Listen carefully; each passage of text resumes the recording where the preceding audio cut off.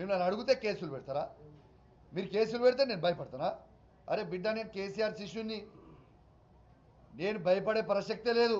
మీరు ఇట్లాంటి 100 కేసులు పెట్టుకున్నా కూడా మీరు ప్రజలకి హామీ ఇచ్చిన 6 గ్యారెంటీలు ఇచ్చే వరకు మేము కేసీఆర్ గారి నాయకత్వంలో ప్రశ్నిస్తూనే ఉంటాం, మిమ్మల్ని అడుగుతూనే ఉంటాం. మీరు 100 కేసులు పెట్టుకొని కేసులకు ఎవరు భయపడేటోడు లేడు.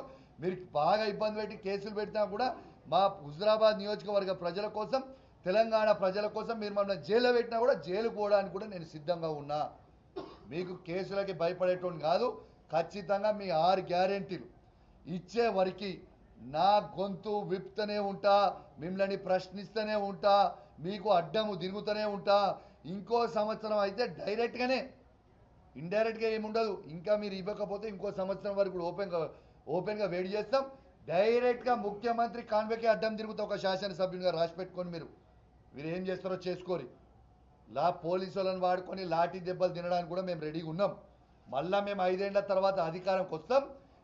ఎవరైతే మమ్మల్ని ఇబ్బంది పెడుతుర్రో అప్పుడు ఉంటుందిరా మీకు స్వామి రంగా, మామూలుగా ఉండదు, గుర్తు పెట్టుకోరని చెప్పి కూడా ఈ సందర్భంగా మీకు కూడా తెలియజేస్తూ సెలవు తీసుకుంటా ఉన్నాను.